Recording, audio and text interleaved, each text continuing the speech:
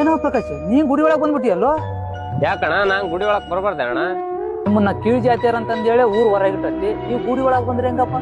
ಸರಿ ಬಿಡೋಣ, ಆಯ್ತು. ಆಗ್ತಾಗ ಹೇಳ್ತನಲ್ಲ. ಏನಣ್ಣ ಆರಾಮ? ನೀವೇನ್ ನನ್ ಮುಟ್ಟು ಮಾತಾಡ್ಸಂಗ ಸರಿ ದೂರ. ಯಾಕಣ್ಣ ಮುಟ್ಟಿದ್ದ ತಪ್ಪಾತಣ್ಣ? ಲೇ, ನಿಮ್ ಜಾತಿ ಆದ ನಮ್ ಜಾತಿ ಆದಲ್ಲಿ ನಮ್ ರಕ್ತನೇ ಬೇರೆ ನಿಮ್ ರಕ್ತನೇ ಬೇರೆ. ನಿಮ್ಮನ್ನ ಚಪ್ಪಲಿ ಬಿಡೋ ಜಾಗದಾಗ ಬಿಟ್ಟಿವಿ, ಅಲ್ಲೇ ಇರಕ್ ಟ್ರೈ ಮಾಡ್ರಿ. ಸರಿತಾ ಅಣ್ಣ, ತಪ್ಪಾತು. ಏ ರಾಜ, ಕುಡಕ್ ನೀರ್ತಾರ ಸ್ವಲ್ಪ? ಬಂದೆ ಬಸ್ಸು.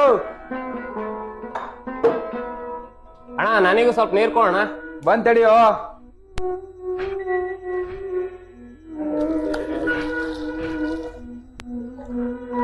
ಅಣ್ಣ ಏನೋ ಅವ್ರಿಗಾದ್ರ ಸ್ಟೀಲ್ ಕಪ್ನ ನೀರ್ ಕೊಟ್ಟಿ, ನನಗಾದ ಪ್ಲಾಸ್ಟಿಕ್ ಕಪ್ನ ನೀರ್ ಕೊಟ್ಟಿ ಅಣ್ಣ.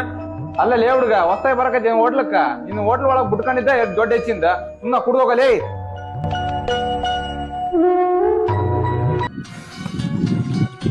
ಏನಣ್ಣ ಬರಮಣ್ಣ, ಯಾಕೆ ಹಿಂಗೆ ಚಿಂತೆ ಮಾಡಕತ್ತೆ?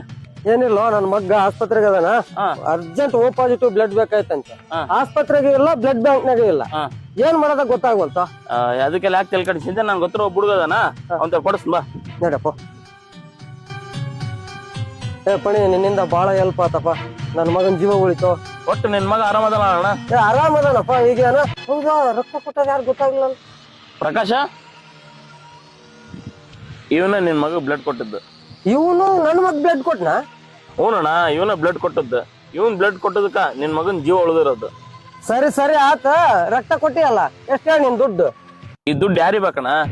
ನೀನು ದುಡ್ಡು ಕೊಡ್ತೆ ಅಂತೇಳಿ ಅವ್ನು ನಿನ್ ಮಗ ರಕ್ತ ಕೊಡ್ಲಿಲ್ಲ, ಒಂದ್ ಜೀವ ಉಳಿಲ್ಲ ಅಂತೇಳಿ ಅವ್ನ್ ರಕ್ತ ಕೊಟ್ಟದ್ದ.